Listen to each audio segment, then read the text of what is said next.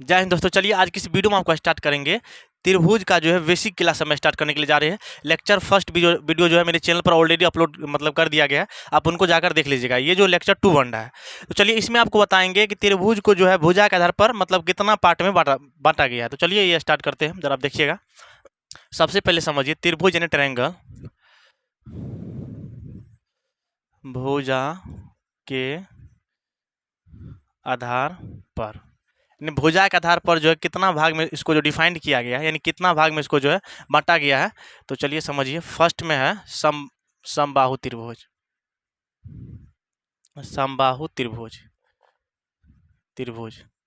Second में है समद्विबाहु त्रिभुज, समद्विबाहु त्रिभुज,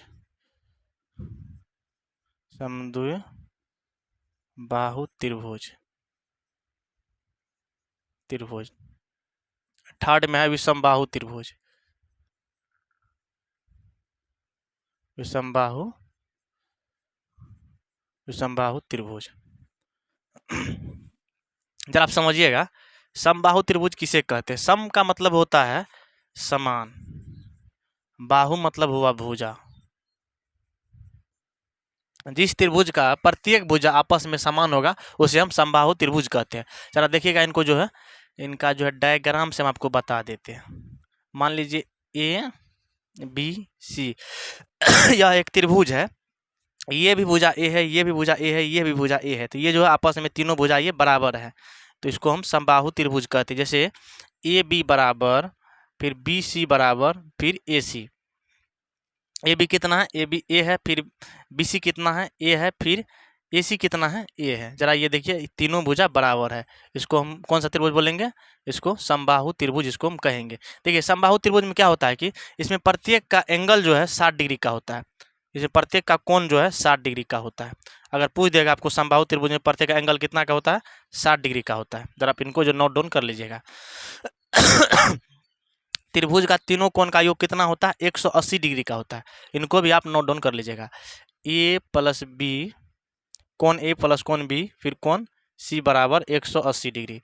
इसको आप नोट डाउन कर लीजिएगा। इसी पर जो है कंपटीशन में जो क्वेश्चन पूछता है आपको निकालने के लिए सिखाएंगे। जैसे कि सीजीएल में वगैरह ढेर सारे कंपटीशन में क्वेश्चन पूछता है, तो उसमें आपको निकालने के लिए सिखाएंगे कि कैसे आप जो इनका मान निकाल सकते हैं।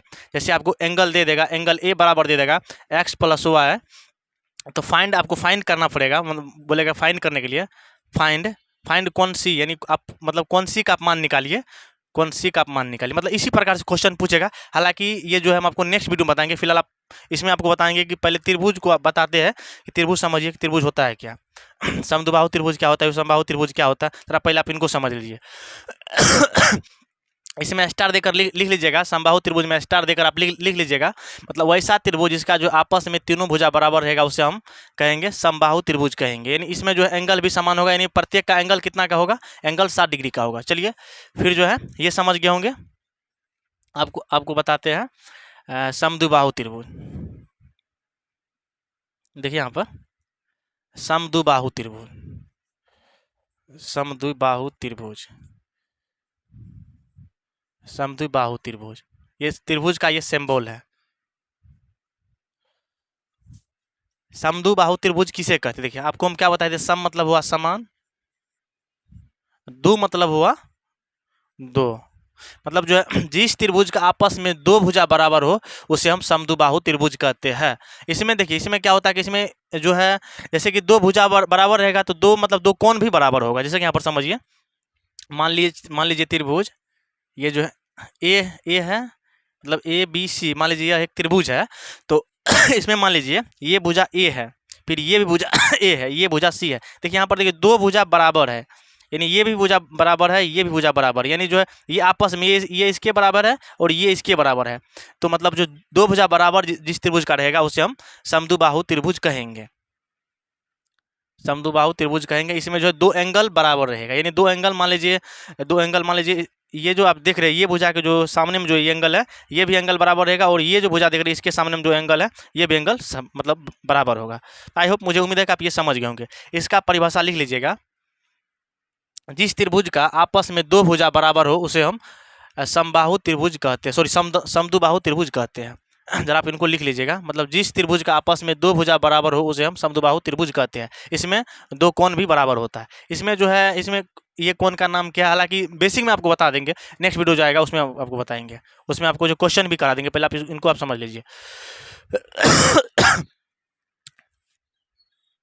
चलिए ये समझ गए होंगे, फिर आपको बताते हैं विषमबाहु त्रिभुज क्या होता है।